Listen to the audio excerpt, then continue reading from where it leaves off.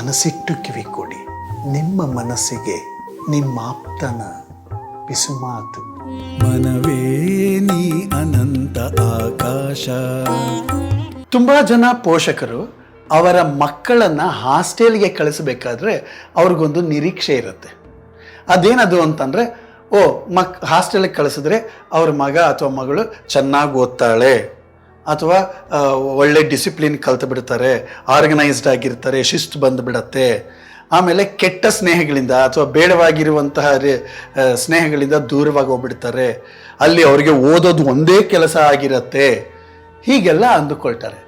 ಆದರೆ ಕಿಶೋರಾವಸ್ಥೆಯ ವಯಸ್ಸಿನ ಮಕ್ಕಳಿಗೆ ಹಾಸ್ಟೆಲ್ ಜೀವನ ಅನ್ನೋದು ಒಂದು ಎಮೋಷನಲ್ ಚಾಲೆಂಜ್ ಆಗಬಹುದು, ಅವರ ಭಾವನಾತ್ಮಕ ಸವಾಲು ಆಗಬಹುದು.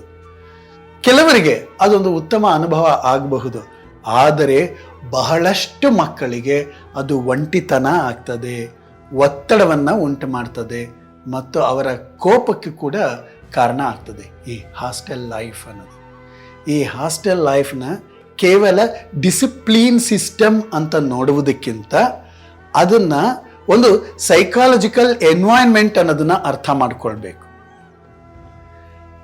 ಕಿಶೋರಾವಸ್ಥೆಯ ವಯಸ್ಸಿನ ಮನಸ್ಸು ಒಂದು ತುಂಬ ಸೆನ್ಸಿಟಿವ್ ಆಗಿರುವಂತಹ, ಸಂವೇದನಶೀಲವಾಗಿರುವಂತಹ ಒಂದು ಫೇಸ್, ಅದೊಂದು ಹಂತ. 13ರಿಂದ 17 ವಯಸ್ಸು ಒಂದು ತುಂಬ ವಿಶಿಷ್ಟವಾಗಿರುವ ಹಂತ. ಈ ಸಮಯದಲ್ಲಿನೇ ಐಡೆಂಟಿಟಿ ಫಾರ್ಮೇಷನ್ ನಡೀತಾ ಇರುತ್ತದೆ. ಸೆಲ್ಫ್ ರೆಸ್ಪೆಕ್ಟ್ ಅನ್ನೋದು ತುಂಬ ಮಹತ್ವವನ್ನು ಪಡೆದಿರುತ್ತದೆ. ಮತ್ತು ಮಕ್ಕಳಿಗೆ ಅಕ್ಸೆಪ್ಟೆನ್ಸ್ ಬೇಕಾಗಿರ್ತದೆ, ಅವ್ರಿಗೆ ಒಂದು ಬಿಲಾಂಗಿಂಗ್ ಬೇಕಾಗಿರುತ್ತೆ. ಇಂತಹ ಮನಸ್ಥಿತಿ ಇರುವಂತಹ ಆ ಕಿಶೋರರಿಗೆ ಒಂದು ದೊಡ್ಡ ಪ್ರಶ್ನೆ ಏನು ಅಂತಂದರೆ, ನಾನು ಯಾರು ಅಂತ.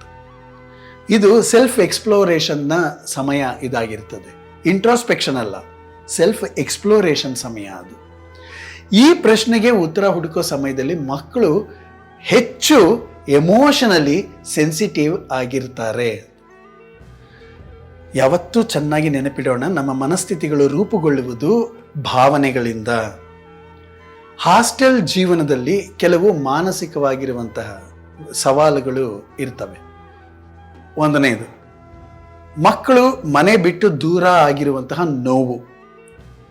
ಮಕ್ಕಳು ಹೊರಗೆ ಹೇಳದೇ ಇರಬಹುದು, ಆದರೆ ಅವರೊಳಗೆ ಒಂದು ಭಾವನೆ ಇರ್ತದೆ, ಮನೆ ನೆನಪಿರಬಹುದು, ಆಮೇಲೆ ತಾಯಿ ಅಥವಾ ಯಾರೋ ಕುಟುಂಬದ ಸದಸ್ಯರು ತೀರ ಹತ್ತಿರದ ಭಾವನೆ, ಅದು ಮಿಸ್ ಆಗತ್ತಲ್ಲ, ಅದರದ್ದು ಕೊರತೆ ಇರುತ್ತೆ, ಕುಟುಂಬದ ಸುರಕ್ಷತೆ ಇರೋದಿಲ್ಲ. ಈ ಥರದ್ದೆಲ್ಲನೂ ನಾವು ಹೋಮ್ ಸಿಕ್ನೆಸ್ ಅಂತ ಕರಿತೇವೆ. ಆ ಹೋಮ್ ಸಿಕ್ನೆಸ್ ಇರಬಹುದು, ಇದು ಸಾಮಾನ್ಯವಾಗಿ ಆಗ್ತದೆ. ಇನ್ನು ಎರಡನೇದು, ಹಾಸ್ಟೆಲ್ ಅನ್ನೋದನ್ನು ಶಿಕ್ಷೆ ಥರ ಅನುಭವಿಸೋದು. ಯಾವಾಗ ಶಿಕ್ಷೆ ಅಂತ ಅನ್ನೋ ರೀತಿಯಲ್ಲಿ ಕಳಿಸ್ತಾ ಇರ್ತಾರೆ, ಅಂದರೆ ನನಗೆ ನಮ್ಮ ಮನೆಯವರಿಗೆ ನಾನು ಬೇಕಾಗಿಲ್ಲ, ಯಾಕೆಂದರೆ ನಾನು ಓದಲ್ಲ, ಅದಕ್ಕೋಸ್ಕರ ಅವ್ರಿಗೆ ನನ್ನ ಕಂಡ್ರೆ ಇಷ್ಟ ಇಲ್ಲ, ನಾನು ಅವ್ರು ಹೇಳಿದ ಮಾತು ಕೇಳಲ್ಲ, ಅದಕ್ಕೆ ನನ್ನ ಕಂಡ್ರೆ ಇಷ್ಟ ಇಲ್ಲ, ಅಥವಾ ಅವ್ರ ಜೊತೆಯಲ್ಲಿ ನಾನು ಜಗಳ ಏನೋ ಮಾಡಿಬಿಟ್ಟೆ, ಹಾಗಾಗಿ ಅವ್ರಿಗೆ ನಾನು ಬೇಡವಾಗಿದ್ದೀನಿ. ಈ ಥರ ಭಾವನೆಗಳು, ರಿಜೆಕ್ಷನ್ ಫೀಲಿಂಗ್ಸ್ ಎಲ್ಲ ಇರೋದ್ರಿಂದ ಹಾಸ್ಟೆಲ್ ವಾಸ ಅಂತ ಅನ್ನುವುದು ಅವ್ರಿಗೊಂದು ಪನಿಷ್ಮೆಂಟ್ ಆಗಿರುತ್ತೆ. ಯಾವಾಗ ಇದು ಪನಿಷ್ಮೆಂಟ್ ಆಗುತ್ತದೆಯೋ ಆಗ ಖಂಡಿತವಾಗಿ ಅವರು ಅದನ್ನು ಆನಂದವಾಗಿ ಅನುಭವಿಸಲಿಕ್ಕೆ ಸಾಧ್ಯವಿಲ್ಲ. ಜೈಲಿನಲ್ಲಿರುವಂತಹ ಇನ್ಮೇಟ್ ರೀತಿಯಲ್ಲಿ ಅವ್ರಿಗೆ ಫೀಲ್ ಆಗ್ತಾ ಇರ್ತದೆ. ಆಮೇಲೆ ಇನ್ನೊಂದೇನು ಅಂತಂದರೆ, ಮಕ್ಕಳಿಗೆ ಹಾಸ್ಟೆಲ್ನಲ್ಲಿ ಲ್ಯಾಕ್ ಆಫ್ ಪರ್ಸನಲ್ ಸ್ಪೇಸ್, ಅವ್ರದ್ದೊಂದು ಖಾಸಗಿತನ, ಅವ್ರದ್ದೊಂದು ಗೋಪ್ಯದ ಕೊರತೆ ಇರ್ತದೆ. ಏನದು ಅಂತಂದರೆ, ಹಾಸ್ಟೆಲ್ ಜೀವನದಲ್ಲಿ ಒಂದೇ ರೂಮು ಅಥವಾ ಡಾರ್ಮೆಟ್ರಿ ಆ ಥರದ್ದೆಲ್ಲ ಇರ್ತದೆ. ಮತ್ತು ಅವರಲ್ಲಿ ಪರ್ಸನಲ್ ಟೈಮ್ ಅನ್ನೋದು, ಖಾಸಗಿ ಸಮಯ ಅನ್ನೋದು ತುಂಬ ಕಡಿಮೆ ಇರ್ತದೆ.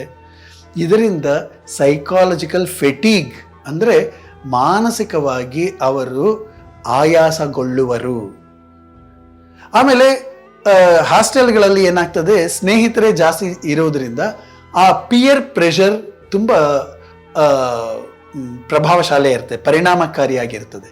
ಕೆಲವು ಸಂದರ್ಭದಲ್ಲಿ ಗ್ರೂಪ್ ರೈವಲ್ರಿ, ಆ ಗುಂಪುದಲ್ಲಿ ಯಾವುದೋ ಒಂದು ಗುಂಪಿನಲ್ಲಿ ಸೇರಿಕೊಳ್ಳಬೇಕಾಗತ್ತೆ ಇನ್ನೊಂದು ಗುಂಪನ್ನ ಎದುರಿಸೋದಕ್ಕೆ ಅಥವಾ ಇನ್ನೊಬ್ಬನ ಎದುರಿಸೋದಕ್ಕೆ.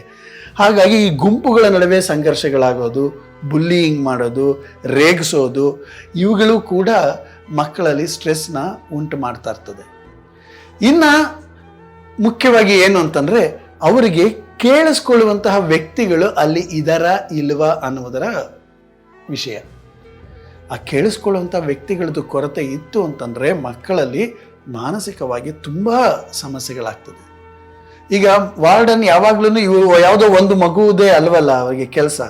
ವಾರ್ಡನ್ ಬ್ಯುಸಿ ಇರ್ತಾರೆ, ಅವರಿಗೆ ಎಷ್ಟೊಂದು ಜನ ಮಕ್ಕಳನ್ನ ಇರ್ತಾರೆ. ಮತ್ತು ಟೀಚರ್ಸು ಸ್ಟ್ರಿಕ್ಟಾಗಿ ಇಟ್ಕೊಂಡಿರ್ತಾರೆ. ಯಾಕಂದರೆ ಮನೆಯಿಂದ ಬಂದಿರೋದೇ ಏನೇನೋ ಉದ್ದೇಶಗಳು, ಚೆನ್ನಾಗಿ ಓದಬೇಕು, ಶಿಸ್ತಲ್ಲಿ ಇರಬೇಕು, ಅದ್ಯಾವುದೋ ಕಂಪ್ಯಾನಿಯನ್ ದೂರ ಇರಬೇಕು, ಕಂಪನಿಯಿಂದ, ಫ್ರೆಂಡ್ಸ್ನಿಂದ ಅಂತ. ಈ ಟೀಚರ್ಸು ಮತ್ತು ಈ ಪೇರೆಂಟ್ಸಿಂದ ದೂರ ಇರಬೇಕು.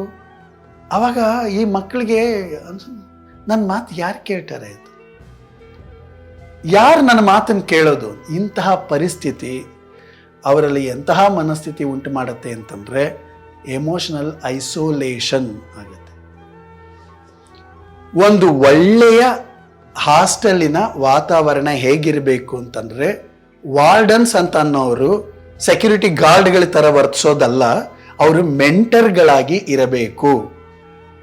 ಹಾಸ್ಟೆಲ್ ವಾರ್ಡನ್ ಕೇವಲ ರೂಲ್ಸ್ ಅಂಡ್ ರೆಗ್ಯುಲೇಷನ್ಸ್ನ ಪಾಲಿಸೋನಲ್ಲ, ಅವನೊಬ್ಬ ಮೆಂಟರ್ ಆಗಿರಬೇಕು, ಎಮೋಷನಲ್ ಆಗಿ ಸಪೋರ್ಟ್ ಮಾಡುವನಾಗಿರಬೇಕು, ಸರಿಯಾಗಿ ಮಕ್ಕಳ ಮಾತುಗಳನ್ನು ಅನ್ಬಯಾಸ್ಡ್ ಆಗಿ ಕೇಳಿಸ್ಕೊಳ್ಬೇಕು. ಅದನ್ನೆಲ್ಲನೂ ಯಾರೋ ಒಬ್ಬರಿಗೆ ರಿಪೋರ್ಟ್ ಮಾಡೋದು, ಮನೆಯವರಿಗೆ ರಿಪೋರ್ಟ್ ಮಾಡೋದು ಅಥವಾ ಕ್ವಶನ್ ಮಾಡೋದು, ಖಂಡಿಸೋದು ಅಲ್ಲ ಮಾಡಬೇಕಾಗಿರೋದು. ಎಮೋಷನಲ್ ಸಪೋರ್ಟ್ ಅನ್ನೋದು ಈ ವಾರ್ಡನ್ಗಳ ಕಡೆಯಿಂದ ತುಂಬ ಇರಬೇಕು. ಇಲ್ಲಿ ಯಾವಾಗಲೂ ವಾರ್ಡನ್ಗಳು ಒಳ್ಳೆ ಕೆಂಗಣ್ಣುಗಳು ಬಿಟ್ಕೊಂಡಿರೋ ಕಾವಲುಗಾರರ ಥರ ಇರ್ತಾರೆ, ಅಥವಾ ಪ್ರಶ್ನಿಸೋರೇ ಆಗಿರ್ತಾರೆ, ಕೇಳೋರಾಗಿರೋಲ್ಲ. ವೀಕ್ಲಿ ಎಮೋಷನಲ್ ಶೇರಿಂಗ್ ಸೆಷನ್ಸ್ಗಳಿರಬೇಕು. ವಾರಕ್ಕೆ ಒಂದು ಬಾರಿ ಮಕ್ಕಳು ತಮ್ಮ ಅನುಭವಗಳನ್ನು, ಭಾವನೆಗಳನ್ನು, ವಿಷಯಗಳನ್ನು, ಸಮಸ್ಯೆಗಳನ್ನು ಹಂಚ್ಕೊಳ್ಬೇಕು.